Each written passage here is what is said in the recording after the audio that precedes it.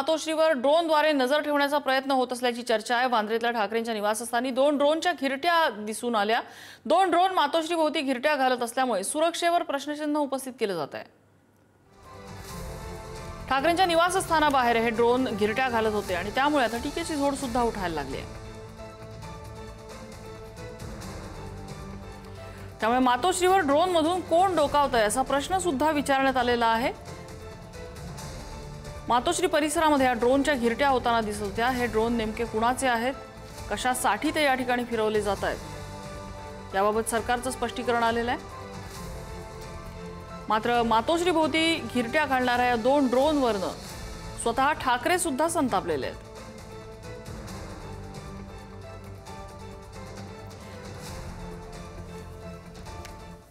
तर बीकेसी खेरवाडी परिसरात एमएमआरडीए कडून ड्रोन सर्वेक्षण करण्यात येत आहे। ड्रोन दिसल्याच्या बातमीवर पोलिसांनी हे स्पष्टीकरण दिलेलं आहे। परवानगी नंतरच ड्रोन सर्वेक्षण सुरू असल्याचं स्पष्टीकरण देण्यात आलंय।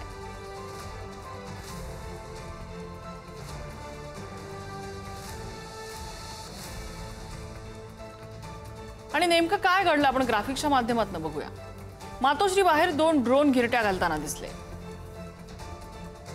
मातोश्रीवरच्या सुरक्षा रक्षकांचा हा प्रकार लक्षात आला। सुरक्षा रक्षकांनी हा व्हिडिओ शूट केला। मातोश्री बाहेर ड्रोननं नजर ठेवल्याचा ठाकरेंच्या शिवसेनेनं त्यानंतर आरोप केला। बीकेसी खेरवाडी परिसरात एमएमआरडीए कडून सर्वेक्षण सुरू असल्याचं पोलिसांनी स्पष्टीकरण दिलं। परवानगी दिल्यानंतरच ड्रोन सर्वेक्षण सुरू असल्याचा खुलासा त्यानंतर करण्यात आला आहे।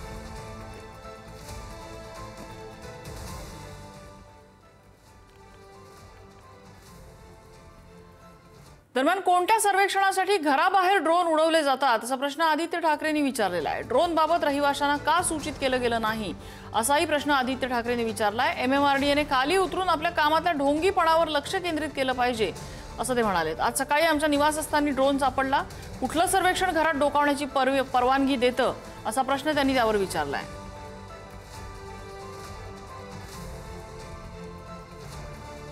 ते काय म्हणाले आपण ग्राफिक्सच्या माध्यमातून बघूया। कोणत्या सर्वेक्षणासाठी घराबाहेर ड्रोन उडवतायत,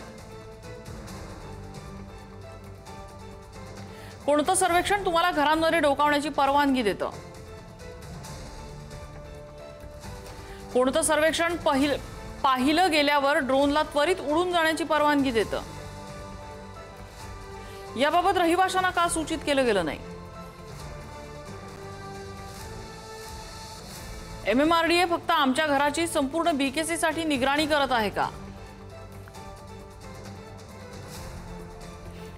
आणि पद्मेश पवार आमचे प्रतिनिधी आपल्याला अपडेट देत आहेत। पद्मेश, या ड्रोन प्रकरणामुळे आता आदित्य ठाकरे चांगलेच संतप्त झालेले दिसत आहेत। काय तपशील या संदर्भात सध्या?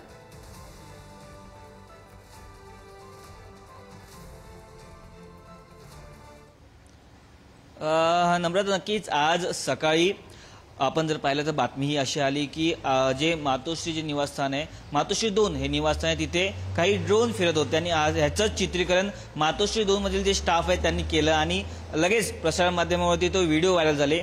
आणि त्यानंतर ठाकरेंच्या सेनेच्या अनेक नेत्यांकडून प्रतिक्रिया देखील आल्या की मातोश्री जी तुम्ही आपण पाहिलं शूटिंग का करतायत किंवा ते तिथे ड्रोन का उडतायत। खरं पाहायला गेलं तर मुंबईमध्ये ड्रोन उडवण्यास बंदी आहे। जर तुम्हाला उडवायचे असतील तर पोलिसांची रीतसर परवानगी लागते, त्यानंतर हे ड्रोन उडवले जातात। आणि पद्मेश, थोडंसं थांबवते मी तुला। सुषमा अंधारे आपल्यासोबत, ठाकरेंच्या शिवसेनेच्या उपनेत्या। सुषमाताई, हे ड्रोन प्रकरणावरनं आता बराच संताप आदित्य ठाकरेंनी सुद्धा व्यक्त केलेला आहे। नाही, संताप व्यक्त करण्यासारखीच ही गोष्ट आहे। मुळात ड्रोनची जर मुंबईत बंदी आहे तर अचानक ड्रोन उडाले कसे काय, आणि जर या ड्रोनच्या संदर्भाने एमएमआरडीएचं स्पष्टीकरण असेल की नाही आम्ही पोलिसांची परमिशन घेतलेली आहे आणि विथ परमिशन आम्ही हे ड्रोन उडवलेले आहेत, तर मग याची कल्पना तिथल्या ट्रॅफिक पोलीस किंवा इतर कुणाला कशी काय नाही। आणि जोपर्यंत बातमी होत नाही, माध्यमे बातमी दाखवत नाहीत, तोपर्यंत यावर कुठलंही स्पष्टीकरण का आलं नाही। इव्हन सरकारच्या आमदारांनाही यावरचं स्पष्टीकरण माहित नव्हतं। सरकारचे आमदार काहीतरी इकडची तिकडची थातूर मातूर उत्तरं देत होती। अशा सगळ्या काळामध्ये मातोश्रीच्या सुरक्षेच्या प्रश्नावर पुन्हा एकदा चर्चा होणं अपरिहार्य ठरतं। एकीकडे अतिशय लुंग्या सुंग्या लोकांना मुख्यमंत्र्यांकडून मिळणारं प्रोटेक्शन त्यांच्यासाठीची सिक्युरिटी व्यवस्था आणि दुसरीकडे मात्र नेमकं महाराष्ट्राच्या मुख्यमंत्रीपदी विराजित राहिलेल्या आणि एका पक्षाच्या प्रमुख असलेल्या व्यक्तीच्या घरासंबंधाने असणारा अत्यंत हलगर्जीपणा हे संतापजनक आहे. सुषमाताई, आदित्य ठाकरेंनी हेरगिरीचा संशय व्यक्त केलाय. अर्थात आम्हाला तेच वाटतं की कुणाला पाळत ठेवायची आहे इकडे मातोश्रीवर, ही पाळत ठेवण्यासाठीची ही कोणती पद्धत नवीन काढलेली आहे. आणि जर असं काही नसेल तर नेमकं तिथे असं काय कुठल्या गोष्टीची पाहणी करायची होती. ब्रिजच्या खाली ज्या अंतरावर तो ड्रोन दिसतोय तिथून अशी काय पाहणी करायची होती, कोणतं काम होतं. MMRDA सांगावं आम्हाला की कोणत्या कामासाठी तुम्ही पाहणी करत होता. नुसती तुम्ही परवानगी घेतली होती एवढं सांगून पुरेसं नाही. असं कुठलं काम होतं की जे तुम्हाला ड्रोन मार्फत तपासून घ्यायचं होतं. पुढे काय कारवाई व्हावी अशी तुमची मागणी आहे? काय भूमिका इथून पुढे असेल? नाही, आम्हाला असं वाटतं की याची पूर्ण चौकशी व्हायला हवी आणि अगदी त्याच वेळेला मातोश्रीच्या सुरक्षेतली जी कपात झालेली आहे ती सुरक्षा सुद्धा वाढवली गेली पाहिजे. अगदी तुम्ही म्हणजे पैशापासरी लोकांना सुरक्षा दिलेली आहे तिकडे. देवेंद्रजींनी तर कित्येक असे गुन्हेगार आहेत जे देवेंद्रजींच्या छत्रछायेखाली सध्या वाढतायत, देवेंद्रजींच्या अवतीभोवती आहेत. आणि गुन्हे असणारे लोक म्हणजे ज्यांचे जामीन सुद्धा झालेले नाहीत असे लोक देवेंद्रजींच्या अवतीभोवती आहेत आणि त्यांना सुरक्षा पुरवलेल्या आहेत. परंतु मातोश्रीची सुरक्षा मात्र जाणीवपूर्वक कमी केलेली आहे. त्यामुळे आमची पहिली प्रमुख मागणी ही असेल की या सुरक्षेमध्ये पहिल्यांदा वाढ झाली पाहिजे. पण चौकशीची मागणी जर तुम्ही सरकारकडे करत असाल तर सरकारमधल्या एका घटकांकडून म्हणजे पोलिसांकडून स्पष्टीकरण मिळालेलं आहे की हा सर्वे होता. अजून पुढे काय चौकशी होणं अपेक्षित आहे तुम्हाला? नेमकं कशासाठी कोणती गोष्ट तपासून बघायची होती पोलिसांना, काय कारण होतं म्हणून तुम्ही तिथे ड्रोन लावले होते. तुम्ही कुठलं तरी कारण सांगावं लागेल ना की आम्ही अमुक अमुक कामाची पाहणी करण्यासाठी म्हणून ड्रोन वापरत होतो. तुम्ही त्या कामाचं स्वरूप अजूनही स्पष्ट केलेलं नाही. असं कोणतं महत्वाचं गोपनीय काम तुम्ही करणार होता? अगदीच. सुषमाताई, धन्यवाद. आपण पुढारी न्यूजला प्रतिक्रिया दिली त्याबद्दल. पुन्हा एकदा पद्मेशकडे जाऊया. पद्मेश, आपला मुद्दा पूर्ण कर.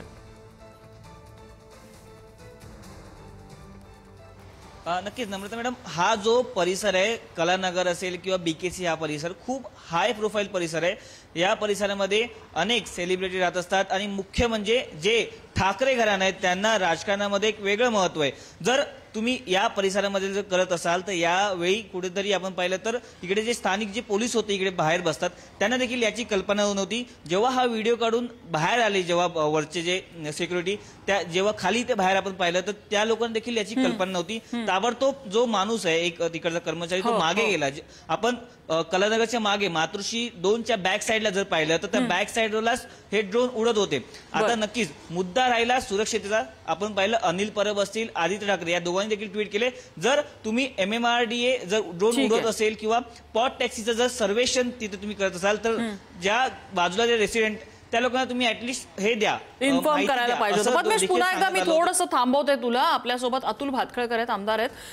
भातखळकरजी, आरोप केलेला आहे सरकारवरती, किंबहुना प्रश्न विचारलेत की असं कुठलं सर्वेक्षण होतं ज्यासाठी एवढ्या लो लेवलवरती हे ड्रोन उडवावे लागतात, कशासाठीचं सर्वेक्षण होतं, स्थानिकांना का इन्फॉर्म केलं नाही, असे अनेक प्रश्न ठाकरेंच्या शिवसेनेने उपस्थित केलेत. आदित्य ठाकरेंची अवस्था भित्यापाठी ब्रह्मराज्य. मुंबई महानगरपालिकेच्या निवडणुकीत 100% पराभव होणार हे त्यांना माहिती आहे आणि त्यामुळे असले नसलेले विषय ते काढत असतात. नॉर्मल कार्यक्रमात सुद्धा आजकाल लोक ड्रोन वापरतात. त्यामुळे तिथे ड्रोन कोण वापरतंय, काय पोलीस कशा करता वापरतायत, MMRDAचं तिथे लागून त्यांचं घर आहे आणि त्यामुळे जर का पोलिसांना किंवा सरकारला त्यांच्यावर नजरच ठेवायची आहे अशी त्यांना भीती वाटतेय तर त्यांनी पहिली सिक्युरिटी काढून टाकावी सरकारची. ती सिक्युरिटी कशाला ठेवली आहे? आणि आता तंत्रज्ञान इतकं पुढे गेलेलं आहे त्यामुळे ड्रोनच्या माध्यमातून काही त्यांच्यावर लक्ष ठेवलं जात आहे. मुळात आदित्य ठाकरेंना किंवा अनिल परबांना आमचं सरकार काडीची किंमत देत नाही, ना मुंबईची ना महाराष्ट्राची जनता देते. त्याच्यामुळे त्यांच्यावर कोणती लक्ष ठेवू नये, त्यांची हेरगिरी चालली आहे, या सगळ्या त्यांच्या कल्पनेच्या वावड्या आहेत. बाकी त्याच्या पलीकडे त्याला काही अर्थ नाहीये. त्यांनी आपल्या या नंदनवनात रमावं, आमच्या त्यांना शुभेच्छा. त्यांनी चौकशीची मागणी केलेली आहे, त्यांनी अर्थात उपस्थित केलेले प्रश्नही व्हॅलिड आहेत, त्याची उत्तरं त्यांना देण्यात येतील का? त्यांनी त्यांची चौकशी करावी, कारण त्यांचा ईव्हीएम वर विश्वास नाही. ज्या ईव्हीएम मधनं त्यांचे खासदार निवडून आले, ते स्वतः निवडून आले, त्याच्यावरच त्यांचा विश्वास नाही. त्यामुळे सरकारची चौकशी करणार आणि मग त्याच्यावर ते परत आरोप करणार.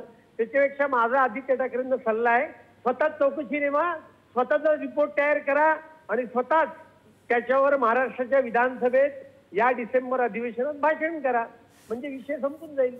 अत्यंत हास्यास्पद, बालिश अशा पद्धतीच्या या गोष्टी आहेत आणि अशा पद्धतीचे आरोप आहेत. भातखळकरजी धन्यवाद, आपण पुढारी न्यूजला प्रतिक्रिया दिली त्याबद्दल. आणि आमचे सहकारी पद्मेश आपल्या सोबत होते, त्यांचेही आभार.